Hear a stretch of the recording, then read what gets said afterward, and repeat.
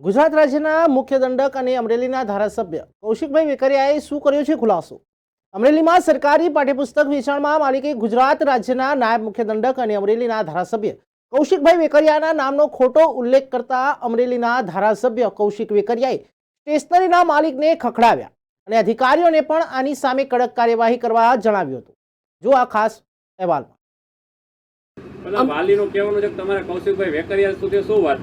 કૌશિકભાઈ વેકરિયા સાથે એવી ચર્ચા અગાઉ થયેલી અમારે કે આવા પુસ્તકો માર્કેટની અંદર કોઈ બાળકો વેચવા આવે તો ન લેવા. તમે ખુદ કૌશિકભાઈ જોડે ટેલિફોનિક ચર્ચા કે રૂબરૂ પહોંચાડેલી? નહીં, અમે એક પ્રસંગમાં ભેગા થયેલા ત્યારે ચર્ચા થયેલી.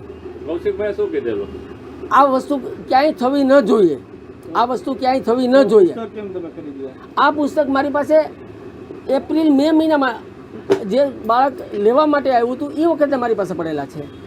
અત્યારે તમારું કહેવાનું માત્ર 2 પુસ્તક જ છે? હા, અમારી પાસે મારી દુકાનમાં 2 જ પુસ્તક નીકળશે. મારી પાસે બીજા પુસ્તક હતા એ કાયદેસર ગુજરાત સરકારના વેચાણના પુસ્તક હતા, જે આપના પ્રતિનિધિએ જોયેલા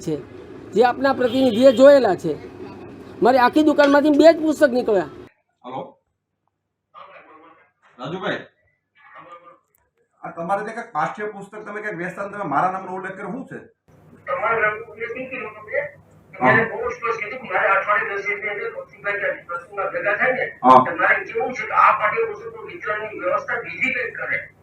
તમે અમારા નામ એમ નહીં, આ વસ્તુ મને તમે અમને ખબર હોય તો તમે અમારા નામનો ઉલ્લેખ કરો, અમારે શું સમજવાનું?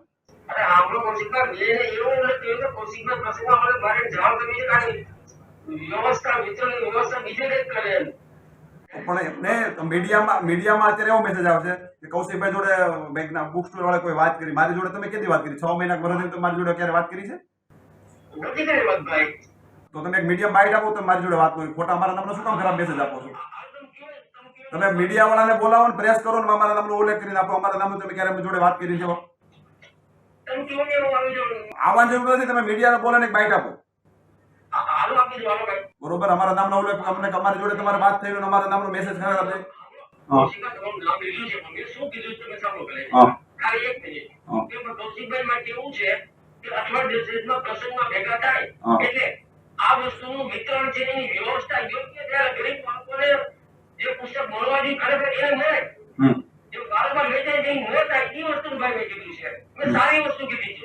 આપણે આવે છે રોંગ, તમે છે ને મીડિયાને બોલીને બાઇટ આપી દો, અમારા નામમાં ખોટા મિસયુઝ ન થાય.